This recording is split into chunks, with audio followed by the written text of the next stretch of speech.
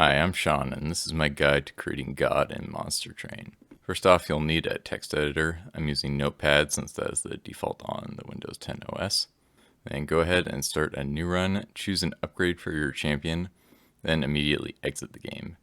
Next, go to your app data folder. You can do this by going down to the search bar in the bottom left of your screen and typing in %appdata%, then going to the folder location. From there, you'll want to go from local low to shiny shoe to monster train and finally to your saves folder. At the bottom of this folder, you should see a file titled save-single player. Go ahead and make a copy of this file somewhere else easily accessible to you.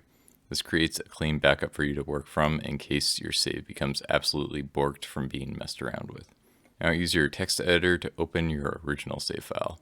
When I first tried opening this, I thought, surely this will just be encrypted and incomprehensible. It is not, it is merely incomprehensible. Unless you know what you're looking for, which is this chunk of text right here.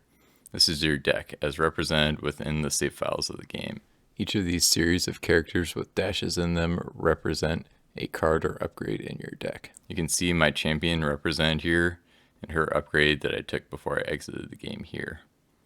I'll alter a few numbers here. First, the number of spikes I've been given is not enough. I'm going to increase that to 999. A few extra points of health could go a long way as well. You should be able to fiddle with the numbers on your champion to achieve a similar stat boosting effect as well. You can also make a one-card deck using the most powerful unit in the game, the Train Steward. First, delete your entire deck, then paste in a Train Steward. Finally, give it some custom upgrades and bam, you've created a god.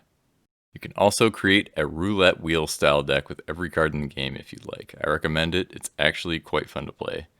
And consider that this is only manipulating the cards in your deck.